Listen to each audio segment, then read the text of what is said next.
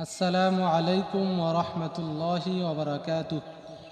نحمده ونصلي على رسوله الكريم أما بعد. وعن شداد بن عوس رضي الله تعالى عنه قال: سنتان حفظتها عن رسول الله صلى الله عليه وسلم: إن الله كتب الإحسان على كل شيء، فإذا قتلتم فأحسنوا القتلة، وإذا ذبحتم فأحسنوا الذبح.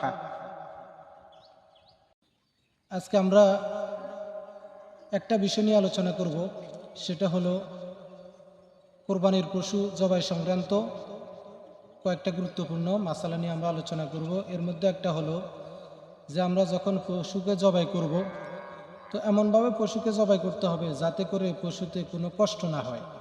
অর্থাৎ আমরা ভালো করে ছুরিতে ধার নিয়ে নিব, যাতে করে যখন আমরা পশু জবাই করা শুরু করব, যাতে করে ছুরি ধার ভালো থাকার কারণে তাড়াতাড়ি কেটে যায়, পশু কষ্ট না হয়।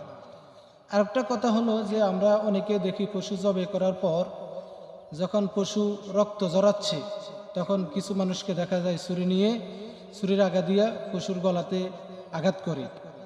এই আঘাতের কারণে হয়তো পশু মৃত্যুবরণ করতে পারে, তাহলে আমাদের কোরবানিটা অনর্থক হয়ে যেতে পারে। এরপরে দেখা যায় যে অনেকে পশু জবাই করার পর এখনও রূহ যায় নাই, এখনও মৃত্যুবরণ করে নাই, তখনও অনেককে দেখা যাচ্ছে যে চামড়া কাটা শুরু করে দেয়।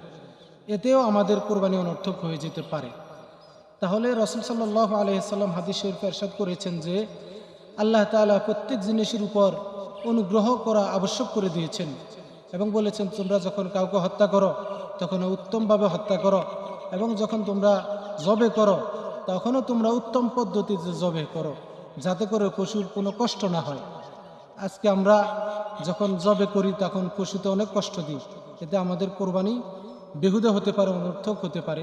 এই কারণে আমরা এই কথাগুলোর প্রতি, অর্থাৎ হাদিসের এই প্রতি লক্ষ্য রেখে এবং যে কথাগুলো বলেছি এগুলোর প্রতি লক্ষ্য রেখে আমরা সকলে কোরবানি করব, যাতে করে আমাদের কোরবানিটা অনর্থক হয়ে না যায়। আল্লাহ তাআলা আমাদেরকে তৌফিক দান করেন।